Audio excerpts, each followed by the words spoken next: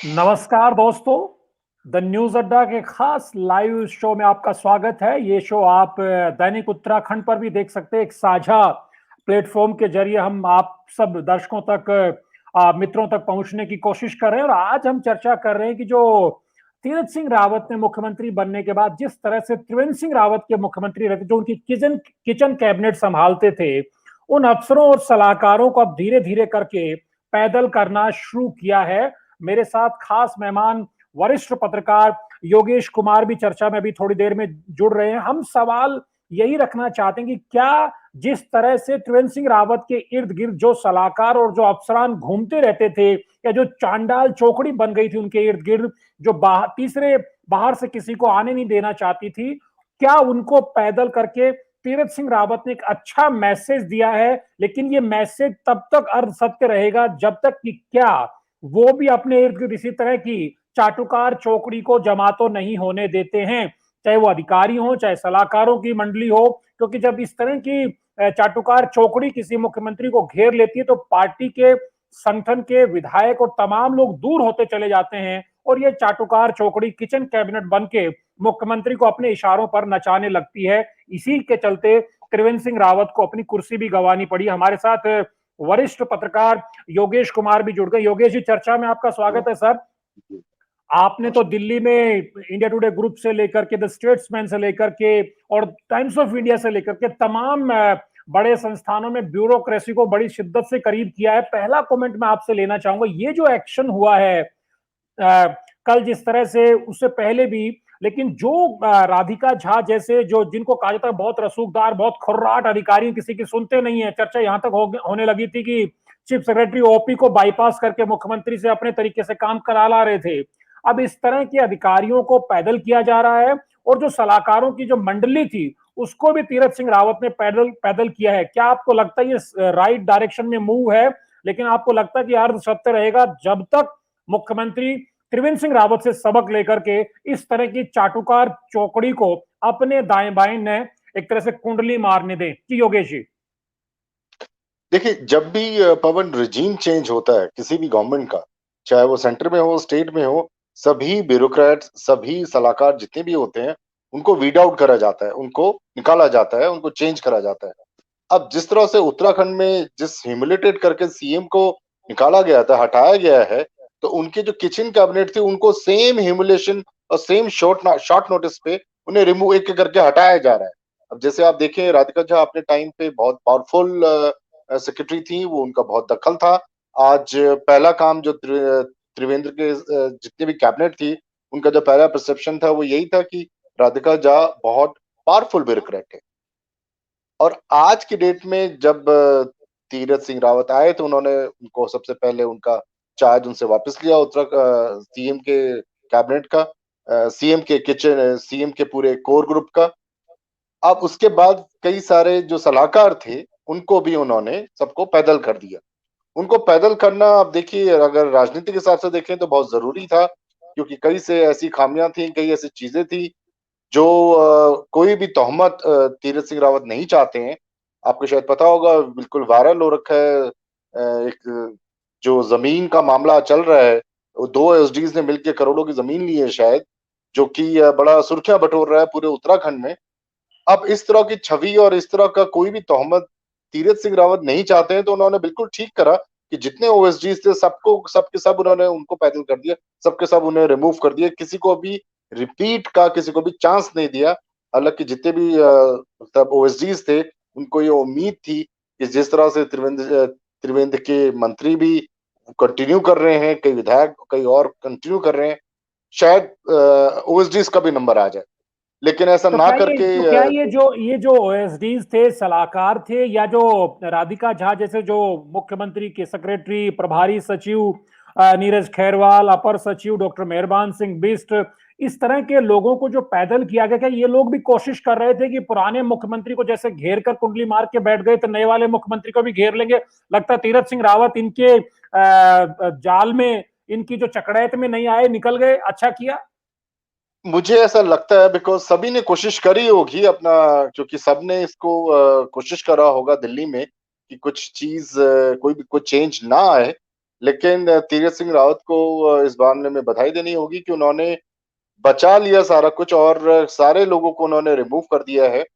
अब सभी को पता है नीरज खैरवाल किस तरह के अड़ियल अफसर हैं। उधम सिंह नगर में सारे विधायक उनसे कितने परेशान थे। उनको यहाँ लाया गया, लेकिन उनको और ज्यादा चार्ज दिया गया।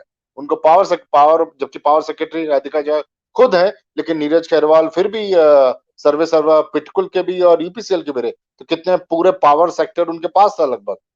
अब आ जाइए बाकी जो आईएएस ऑफिसर्स हैं, चाहे वो चीफ सेक्रेटरी ओम प्रकाश हैं, चाहे वो मेहरबान सिंह बिष्ट हैं। कुछ ऐसा हुआ था कि जिस टाइम पे किचन कैबिनेट में सीएम में कोई अफसर आ जाता है, तो उसको उसकी स्टैंप लग जाती है। तो जब भी रिजीम चेंज होता है, तो उन अफसर्स को तो हमेशा मतलब रिमूव करा जाता है, उन्हें बर्फ में लगा दिया जाता है, चाहे 3 महीने के लिए, चाहे 4 महीने के लिए। लेकिन मेरा मानना है तीरथ सिंह रावत ने बड़ा अच्छा कदम उठाया है। उन्हें एक फ्रेश लानी चाहिए, चाहे वो सलाहकारों के हों, चाहे वो बाकी लोगों के हों, ठीक है, जिससे लेकिन जिस तरह से नया अपना है। योगेश, जिस तरह से कहा जाता था कि झा दंपत्ति, खासतौर पर राधिका झा का तो इस तरह का रसूख बताया जाता था कि एक जमाने में त्रिवेंद्र सिंह रावत के काफी नजदीक ब्यूरोक्रेट माना जाता था ओम प्रकाश को, लेकिन कहा गया कि वो भले चीफ सेक्रेटरी बन गए, लेकिन ओपी को भी कई मामलों में ऐसा जो पावर कॉरिडोर में चर्चा रही, ब्यूरोक्रेटिक कॉरिडोर में चर्चा रही, कि जहां राधिका झा ने उनको भी सरपास कर दिया, एक तरह पास कर दिया और मुख्यमंत्री से अपनी मनचाही बात को मनवा लिया। तो ये इस तरह का दबदबाई अधिकारी कैसे पा जाते हैं, कैसे जो पॉलिटिशियन होता है जो जनता के बीच रहता है, लेकिन कुर्सी पे बैठते ही इनके इशारों पे नाचने लग जाता है। देखिए, अगर हम इसको टेस्ट केस ले त्रिवेंद्र सिंह रावत का पहले जो ब्यूरोक्रेट्स को हैंडल करने का जो भी एक्सपीरियंस रहा as a minister, as a विधायक, तो उसमें ना जाते हुए मैं ये कहूंगा, सरकार में आने के बाद उन्होंने अपने अधिकारियों को इतनी तवज्जो दी कि जिसको जिसको जिसकी वजह से कई कार्यकर्ता नाराज थे, कई सारे विधायक नाराज थे, मंत्री भी नाराज थे। जैसे बड़ा छोटा सा एग्जांपल है, अभी मुझे कई लोगों ने कोट करते हैं इस चीज को, कि कोई एक मीटिंग थी जिसमें त्रिवेंद्र जी 45 मिनट्स तक किसी पुलिस अफसर से बात ही करते रहे, और जो वो मीटिंग थी जिसमें कार्यकर्ता थे वो सारे देखते रहे। अब इस पर्टिकुलर छोटी चीज से क्या डिफाइन होता है? इससे डिफाइन ये होता है त्रिवेंद्र जी का जो बोला गया बाद में कि मेरे अधिकारी, मेरे डीएम, मेरे एसएसपी, मेरे कप्तान। तो ये जो ये जो प्रॉक्सिमिटी थी, ये इतनी ज्यादा बढ़ गई थी सारे अधिकारियों की, तो कि अधिकारियों को लगता, आई एम श्योर ऐसा ही लगता होगा कि जब सीएम से हमारी एक दिन में 4 बार बात हो रही है, तो हमें विधायकों की क्या बात सुननी है? योगेश, और जब ये जब बहुत आप बड़ी। जब आप किसी जिले के टूर पे जाएंगे, जब आप मुख्यमंत्री के नाते किसी जिले के कार्यक्रमों में जाएंगे और पता चलेगा वहां से आपके प्रभारी मंत्री, विधायक, स्थानीय विधायक, कार्यकर्ता आपका इंतजार कर रहे होंगे, फिर पता चलता है कि साहब आपका तो मुख्यमंत्री जी का तो लंच है वो डीएम साहब के घर पे फिक्स हो गया है। तो ये किस तरह का मैसेज इससे जाता था? जब अपने आईएएस और कप्तान के कंधों पर, जब अपने डीएम और कप्तान के कंधे पर हाथ रख के 4 विधायक बैठे रहेंगे और आप उनके कंधे पे हाथ रख के कहेंगे कि मेरे कप्तान, मेरे डीएम, तो मैसेज क्या जाएगा? 4 साल तो यही होता रहा, लोग बता रहे हैं पावर कॉरिडोर्स में तो यही देखा देखा सुना जाता था। जी, आप बिल्कुल वजह फरमा रहे हैं, यही होता रहता था। और ये जो आपने लंच की बात कही, ये एक जो त्रिवेंद्र की ये जो लंच डिप्लोमेसी थी, ये उन्हें बहुत भारी पड़ी। ये लंच डिप्लोमेसी उन्हें मेरे ख्याल से उधमसिंह नगर में भारी पड़ी होगी, नैनीताल में भारी पड़ी होगी, पौड़ी में भी भारी पड़ी होगी। अब ये त्रिवेंद्र ने जो एक अपना एक एमओ बनाया था, मोडस ऑपरेंडी बनाया था, इसका एक बड़ा छोटा सा उदाहरण मैं आपको दूंगा, जो शायद सभी को पता है, ओपन सीक्रेट है, कि हमारे जो टूरिज्म सेक्रेटरी थे, उनका कितना स्ट्रेन रिलेशनशिप था अपने ही मिनिस्टर से, और टूरिज्म सेक्रेटरी जो थे उनका कितने मधुर संबंध थे सीएम से। तो एक कहा जाए कि अपने ही सेक्रेटरी से उन्होंने अपने ही मिनिस्टर के ऊपर इतना बड़ा प्रेशर ग्रुप बना रखा। वो तो फिक्स तो किया गया ये ना जो। वहां पे। सुनिए ना, जो जो हाँ। आप किस्सा बता रहे हैं ना योगेश, वो तो मेरे ख्याल से वही किस्सा है कि सतपाल महाराज ने कहा कि साहब मुझको आपने तो शंट किया हुआ है आर मीनाक्षी सुंदरम को। क्योंकि योगेश, जब हम पीछे जाते हैं तो त्रिवेंद्र सिंह रावत ने मुख्यमंत्री बनते, जो मेरे ध्यान में आ रहा है, जो पहली कलम चलाई थी वो मेरे ख्याल से मीनाक्षी सुंदरम पे चलाई थी। उनको डाउन किया गया था। सतपाल महाराज ने सोचा कि आर मीनाक्षी सुंदरम तेज तरार अधिकारी हैं, मेरा काम करवाएंगे, उनको मैं अपने साथ ले लेता हूं। शुरुआत में मुख्यमंत्री ने एमडीडीए से निकाल के उनको दे तो दिया, लेकिन बाद में पता चला कि ये तो महाराज दौड़ने लगेंगे। फिर त्रिवेंद्र सिंह रावत ने वहां से मीनाक्षी को हटाया, जावलकर को फिक्स कर दिया।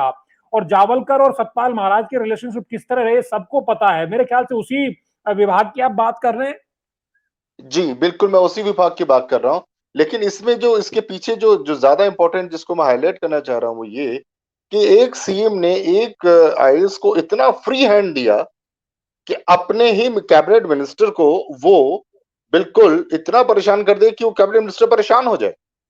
तो इतना इस तरह का माइंडसेट होना किसी भी सीएम का या किसी भी नेता का, जो अधिकारियों को यूज करे अपने पर्सनल एजेंडे तो नहीं बोलूंगा मैं, बट अपने पर्सनल टारगेट्स को जो उन्होंने चूज करे उनको अनसेटल करने में, ये ट्रेंड पहली बार उत्तराखंड में मेरे ख्याल से आया है जिसमें सीएम ने इतना पहली बार हुआ कि किसी सेक्रेटरी ने इतना ज्यादा इस तरह से पूरे मिनिस्टर को ही परेशान कर दिया। नहीं नहीं, सवाल अब सेक्रेटरीज का नहीं ना योगेश। आप जानते हैं कि नीरज खैरवाल जब उधम सिंह नगर के डीएम थे, लोगों ने कहा वो अच्छा काम कर रहे हैं, लेकिन उनके चलते वहां के जी जो जिले के दो मंत्री थे, कैबिनेट मंत्री यशपाल आर्य और अरविंद पांडे, वो परेशान हो गए। सारे बीजेपी के विधायक थे वो परेशान हो गए। हा हल्ला होता रहा, लेकिन त्रिवेंद्र सिंह रावत ने उनको कमजोर नहीं किया। और जब उनको वहां से हटाया भी पिछले दिनों, तो उनको यहाँ ऊर्जा विभाग वगैरह देकर के और उनको ताकतवर बना दिया। देखिए, यही मेरा जो मानना है कि ब्यूरोक्रेसी उत्तराखंड में वैसे ही बहुत हावी रहती है कई मामलों में। उसके बाद अगर ये एटीट्यूड हो जाए किसी भी चीफ मिनिस्टर का कि जो ब्यूरोक्रेट्स हैं वो ही चलाएंगे, फिर तो आपने पूरी गवर्नेंस आउटसोर्स कर दी ब्यूरोक्रेट्स को। आप कोई भी डिसीजन जो लेना चाह रहे हैं या जो भी बनेगा डिसीजन आप लेंगे, उसको इम्प्लीमेंट करने के लिए ब्यूरोक्रेट्स होते हैं। लेकिन अगर डिसीजन क्या लेना है ये भी ब्यूरोक्रेट्स बताने लग जाएं, तो पूरे जो पीपल रिप्रेजेंटेटिव का जो आपको पूरा जो मैंडेट मिला है, आप वो पूरा इनवैलिडेट हो जाता है। ठीक है, विधायकों और पीपल रिप्रेजेंटेटिव है वो डिसाइड करें कि क्या करना है। लेकिन आप सिर्फ ब्यूरोक्रेट्स की बात क्यों करें योगेश? जिस तरह से जो सलाहकार भी थे, तरह तरह के भांति भांति के सलाहकार लाए गए थे। औद्योगिक सलाहकार के एस पवार साहब को बनाया गया, वो चिट फंड के मसले में रोज उन पे सोशल मीडिया में बवाला हो रहा है। उसके बाद आप जी डॉक्टर नवीन बलूनी को आपने हेल्थ एडवाइजर अपना सलाहकार बनाया। विमल और नरेंद्र सिंह और आपने सलाहकार बनाए। रमेश भट्ट को आप दिल्ली से लेकर के उनको मीडिया सलाहकार बनाया। सब मीडिया सलाहकार रहते हुए रमेश भट्ट ने कभी पिछले 4 साल में एक बार भी आपसे फोन पे बात की? आप तो टाइम्स ऑफ इंडिया में थे, कई बड़ी बड़ी खबरें आपने मुख्यमंत्री पे लिखी थी। कभी कोई बात हुई थी क्या आपकी? नहीं, अब देखिए ऐसा है कि ये पहला मैंने देखा होगा कि मीडिया सलाहकार हैं जिनका मीडिया से रिलेशनशिप है बहुत ही बहुत टफ सा रहा, बहुत ही स्ट्रेन, बहुत ही स्टोर सा रहा।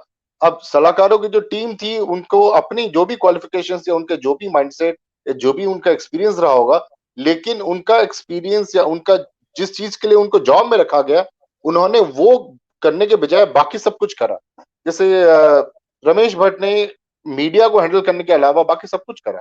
वो चाहे गाना गाना हो, चाहे वो खुद ही नेता बनना हो, चाहे विधायक बनने का हो, चाहे दूसरे ओएसडी के साथ मिलकर जमीन खरीदनी हो, जो कि अभी सामने आ रहा है। तो इससे पता चलता है कि ये कितना अजीब सा पूरा सेटअप किचन कैबिनेट का था। अगर जो अभी बातें अभी सामने आ रही हैं, जमीन की खास तौर से जिसमें दो ओएसडीज अपने खुद ही जमीन खरीद रहे हैं, ये बहुत सीरियस मैटर है, क्योंकि दो ओएसडीज कभी भी इतनी बड़ी जमीन नहीं खरीद सकते। इसका मतलब ये कहीं ना कहीं दूर से सीएम का आशीर्वाद भी है उनके ऊपर, और यही वजह है कि ये और भी ज्यादा सीरियस बन जाता है।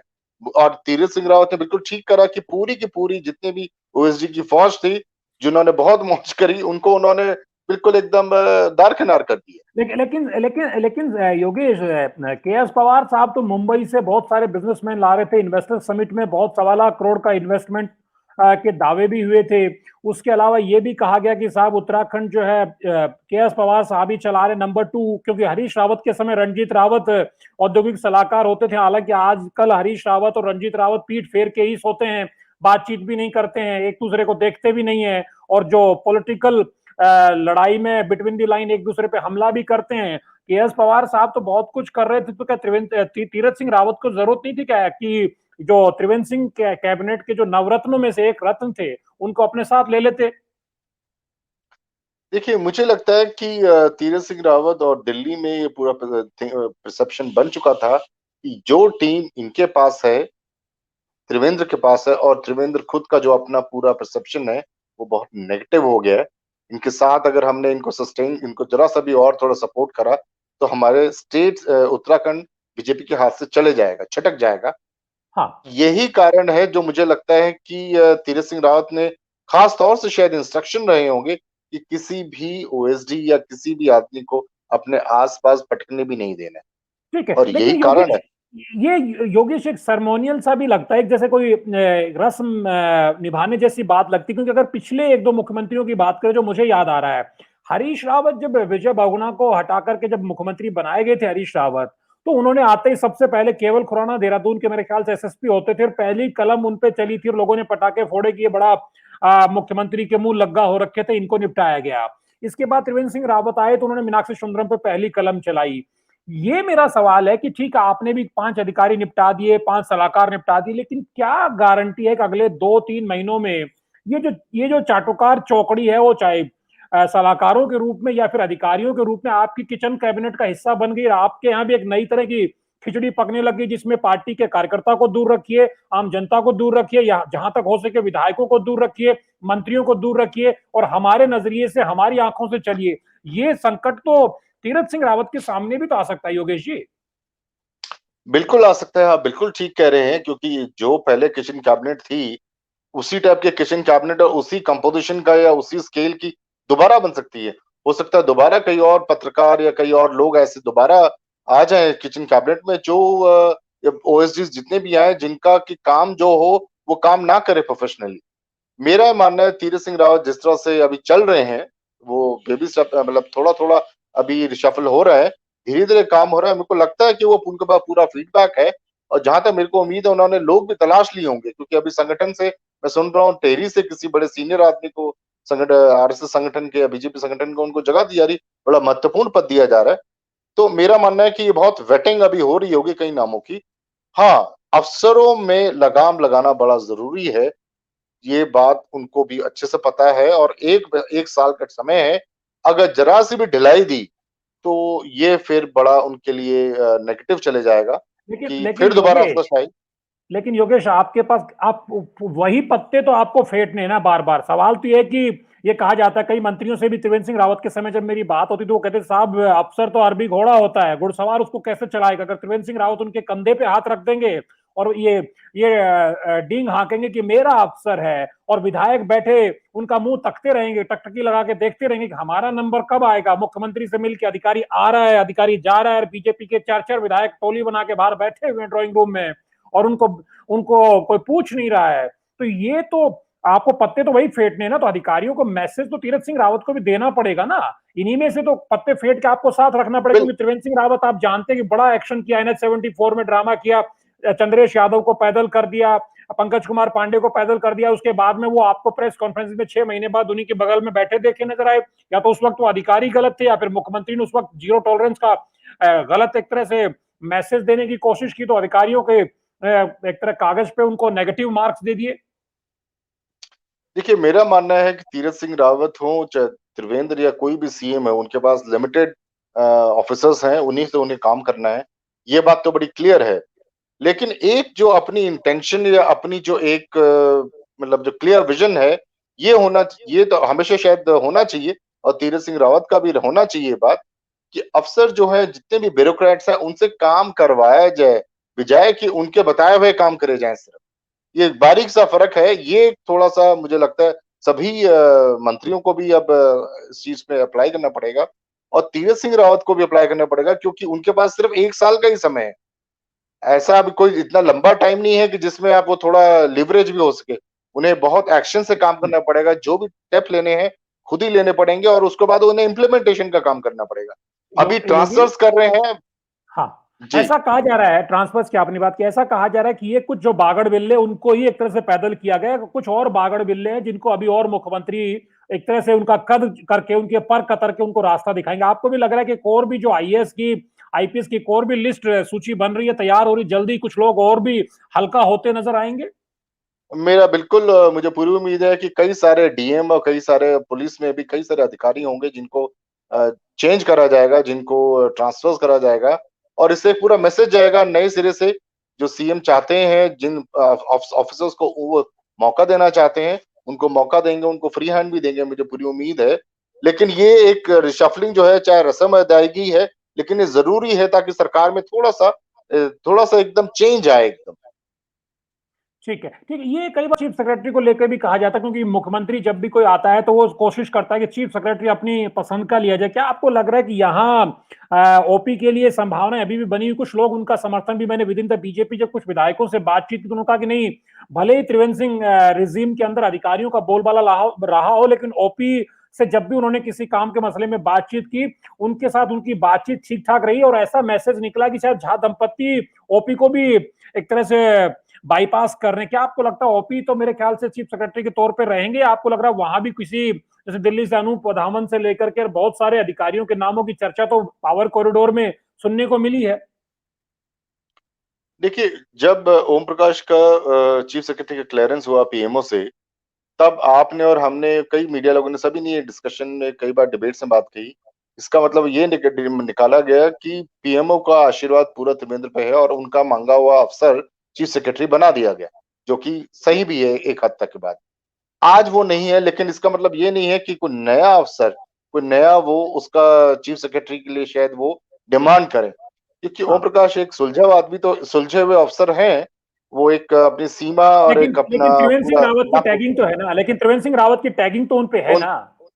जी, जो त्रिवेंद्र सिंह रावत की जो टैगिंग है, ये शायद एक, अब तीरथ सिंह रावत को अगर उन्होंने सोच लिया है कि उनकी टैगिंग का कोई अफसर उनके कैबिनेट में, उनके क्लोज कंपार्टमेंट या किचन कैबिनेट में नहीं होगा, तो मुझे लगता है शायद वो नया चीफ सेक्रेटरी की भी बात करें कर सकते हैं। अतुल सेंटर से। भरतरिया जी ने, योगेश जी, अतुल भरतरिया जी वरिष्ठ पत्रकार हैं, उन्होंने एक सवाल रखा है कि सवाल ये कि क्या वही अफसर फिर खास होंगे, और एक बड़ा सवाल ये भी कि क्या आरोपों के घेरे में जो अफसर हैं उन पे एक्शन भी होगा। ये योगेश बड़ा सवाल बनता है कि हम अखबारों की अगले दिन की सुर्खियां बनने के लिए, टीवी की शाम की हेडलाइन प्राइम टाइम में बनने के लिए हमने कहा साहब ये अधिकारी पैदल कर दिया, उसको कद कम कर दिया, उसको सड़क पे ला दिया, लेकिन पता चलता है कि 4-6 महीने में वही लोग फिर वहीं पे जमे रहते हैं।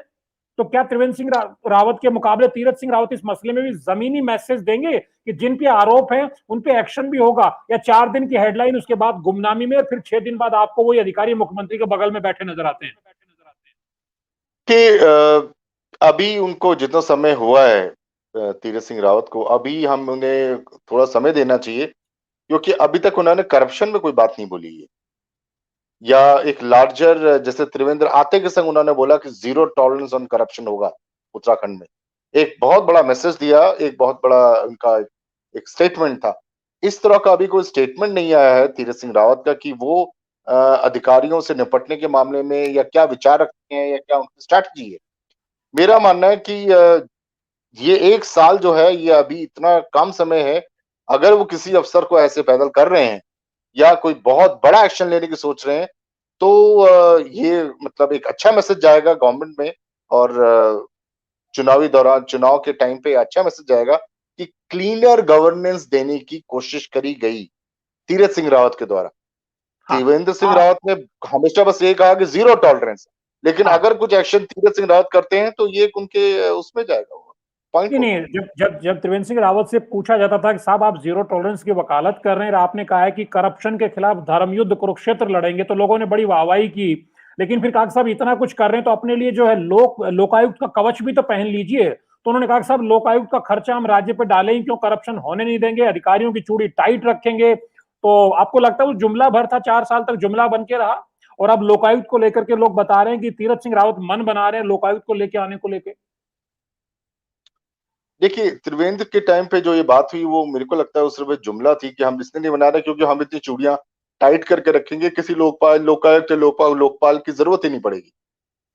मेरा मानना है कि अगर तीरथ सिंह रावत ऐसा कर रहे हैं, लोकपाल या लोकायुक्त का अपॉइंटमेंट हो रहा है, उसको पूरा एडमिनिस्ट्रेटिव सेटअप बना के उसको चला रहे हैं, तो मेरे को लगता है कि ये एक बहुत ही बहुत अच्छा मैसेज होगा। क्योंकि ये याद रहे कि तीरथ सिंह रावत जो है, एक्चुअली में वो पॉलिटिकल प्रोटेजी है खंडूरी जी के। खंडूड़ी की, और खंडूरी जी का जो खंडूरी जी जिनका जो लोकपाल का उनका जो कंट्रीब्यूशन है, उनका जो बिल था, वो प्रेसिडेंशियल असेंट के बाद भी अभी तक इम्प्लीमेंट नहीं हुआ उत्तराखंड में, वो एक अलग बात है। हाँ। मेरा मानना है कि अगर तीरथ सिंह रावत इस चीज को करते हैं, तो इससे दो पॉलिटिकल गोल्स को इकट्ठे करते हैं। वन, एक तो वो खंडूरी की लीगेसी को फिर दोबारा एक थोड़ा हाँ, सा उसको व्यापकता और देंगे। एक बड़ा मैसेज दूसरा भी दे एक पाएंगे मैसेज, एक्चुअल में।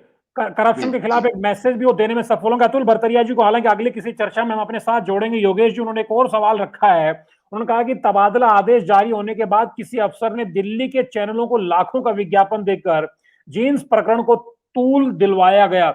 आपको लगता है ऐसा कुछ भी हुआ? कि चर्चाएं चल रही, लेकिन मुझे नहीं लगता कि दिल्ली के चैनल कोई विज्ञापन दे देगा एक धड़ल्ले से।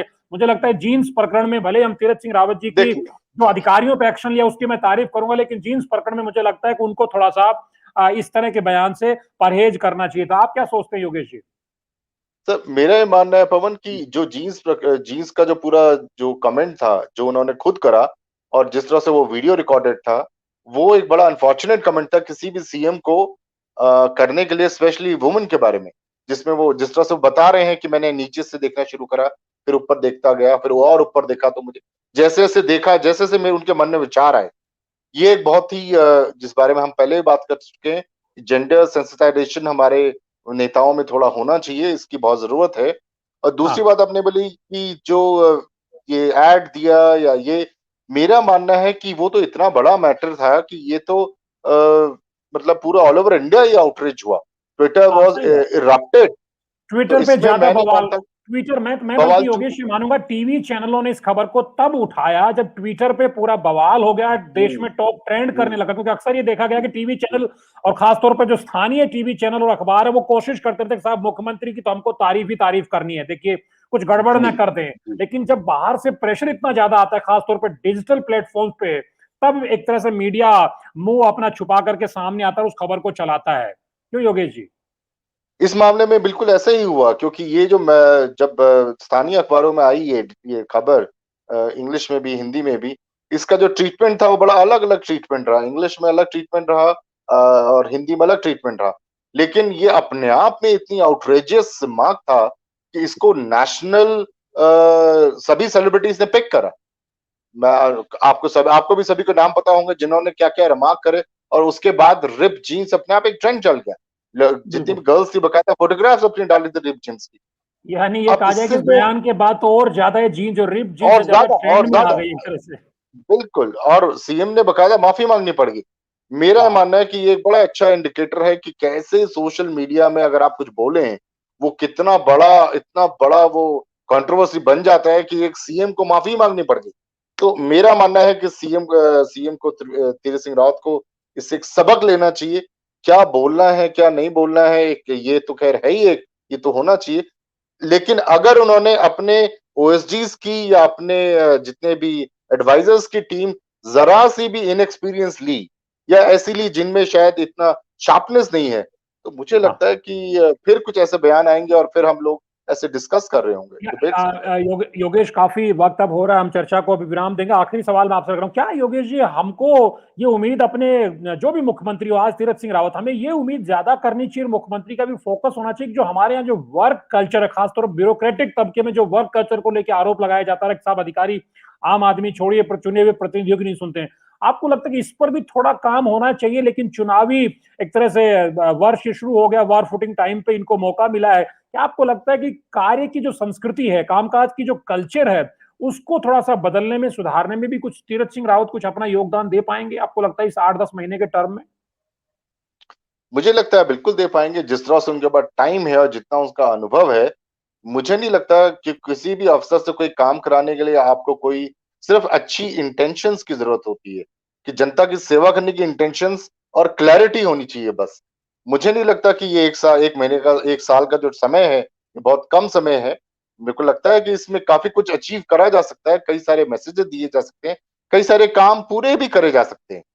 अब ये एक अगेन ये सीएम और उनके अपने जितने भी कोर टीम है, जो भी उनका थिंक टैंक है, वो उन पे निर्भर करता है कि वो कैसे अपने अगले आने वाले 6 महीने या 12 महीने कैसे अपना वो डैशबोर्ड बनाते हैं, कैसे उसके टारगेट सेट करते हैं, कैसे उसे इम्प्लीमेंट करते हैं।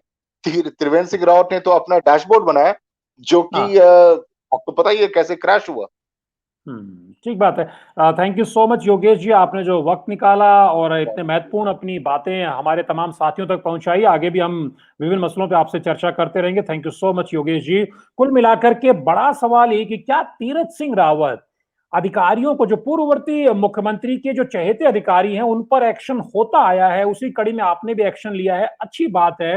लेकिन बड़ा सवाल है कि क्या आप जो वर्क कल्चर है, जो कार्य की संस्कृति है, क्या उसको बदल पाएंगे? अगर आप उसको बदल पाए, तब कहा जाएगा कि हाँ, आपने कुल मिलाकर के जो पुराने मुख्यमंत्रियों से हट करके, लीग से हट करके आपने मैसेज देने की कोशिश की, क्योंकि यही अधिकारी 4-6 महीने बाद, जिन पे आज आप एक्शन ले रहे हैं, 4-6 महीने बाद दिल्ली से, देहरादून से, कहां-कहां से जुगाड़ भिड़ा करके ये आपके दाएं-बाएं फिर नजर आ सकते हैं। पिछले मुख्यमंत्रियों के साथ तो कम से कम इन लोगों का यही हाल देखने को रहा है। तो इस तरह की जो चाटुकार चौकड़ी, चाहे वो अधिकारियों की हो, चाहे सलाहकारों की हो, उनसे बचने की भी जरूरत है। और पिछले रिजीम में जो लोग मलाई खा रहे थे किचन कैबिनेट में बैठ करके, आम आदमी को मुख्यमंत्री से दूर रख रहे थे, उनको पहचान कर उन पर भी एक्शन लेने की दरकार है। नमस्कार, थैंक यू।